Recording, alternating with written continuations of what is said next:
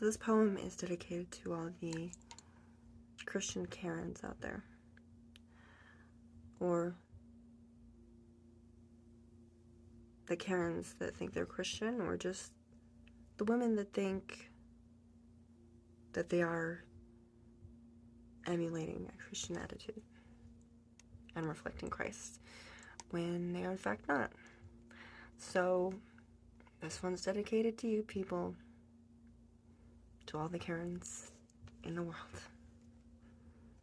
Do you think I'm stupid? Do you think I'm bad? Don't you find it pointless to point your fingers at me when they're simply pointing back to where you're at? You keep shouting, hoping you'll be heard. The loudest gets the biggest audience, while the silent get hurt. I sit in a corner and you ask why. You put me there. You reserved all the squares for yourself.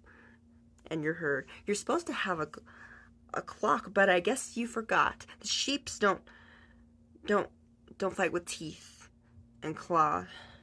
They don't have big jaws, and they don't have to tear and gnaw through the fence line. You used to keep on your side, and when you venture further off, you deny that you were. So you laugh and you say, if I was ever over there, on the far and beyond, it would have been to share. Book in your hand like a shield. You come running in like David Harbour in an action flick. Zombie eyes, you slide under the boundaries God sent you. You think you're slick. Think you're clever. You doubt anybody would ever see the truth behind your lies. No, you'd never claim. I just want to praise his name by selling his words. I mean, telling his words. Yes, God told me to talk about this, and he ordained it for the exact situation just like this. He impressed upon me to give you this explanation. Are you impressed yet? Are you stressed yet? No, I'm letting you off and letting you go on your little rampage. Come on, hammer it out. Come on. I secretly enjoy when you engage with me. The chaos never tasted so sweet. Did you think I was the weak one? Did you think I was dumb? You need to prove your point with your one pointer finger and your thumb. It took.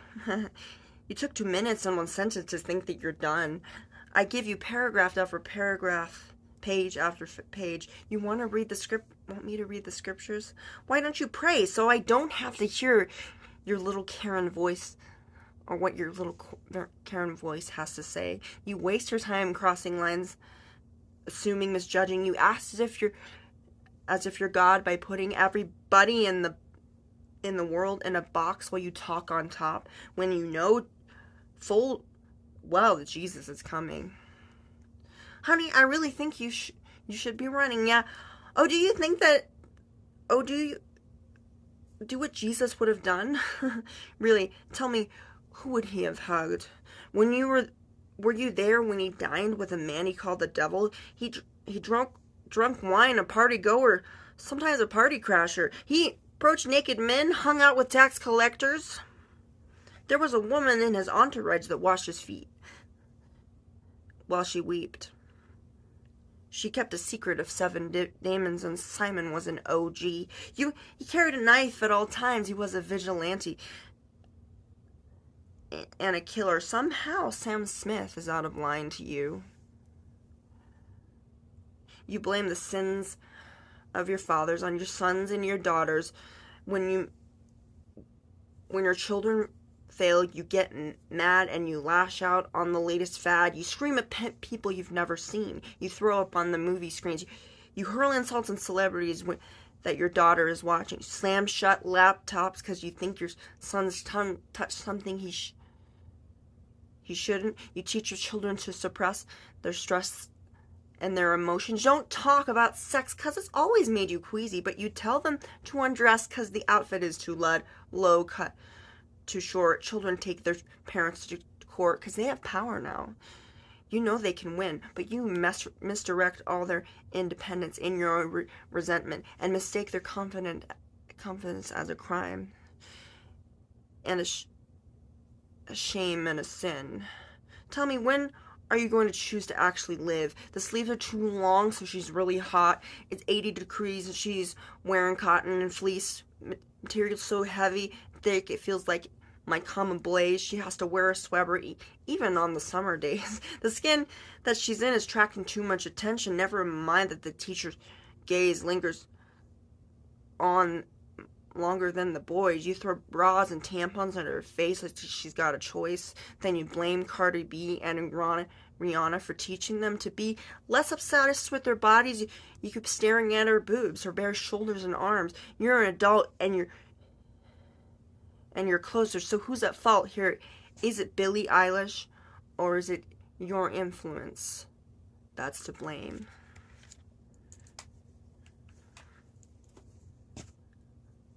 And this is where I drop the mic. This is my first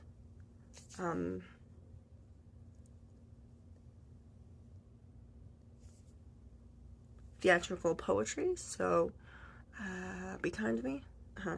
I will get better, and I will get a more of a rhythm to it eventually. And yes, it's my original work. I wrote it. So I hope all of you have a beautiful, blessed day. And yeah, I hope God gives you happiness and health, and that He may show you that there's a life outside of judgment. And it's okay not to have the answers. Just because something isn't something you wouldn't do doesn't make it wrong. It just makes it different. And God made us all different. And you know what? I love Karens too. I do. I've known Karens all my life, and I've loved them, I've forgiven them, and I've helped them. And so this isn't such a hateful thing. It really is me trying to make a difference here by pointing out that all this judgment, it's dangerous. It's unhealthy. You're pushing cortisol through your veins. And by being so judgmental, you're pushing people out of your life that could potentially love you, keep you company. And when you're just left with loneliness and cortisol and depression and anxiety and stress, there's no one to lift you up. There's no escaping.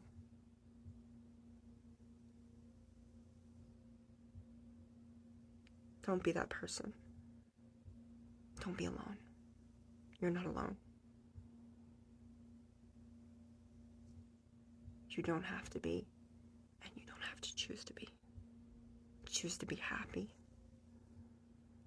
I know you see things that aren't right, and you want to point it out. You're woke, you're smart,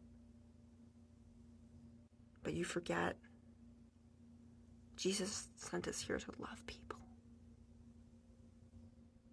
regardless of what they're wearing or what they're doing, their religion, their sexuality, their race, or their gender. Because Jesus loved all of them. He didn't just die for you. He died for them as well.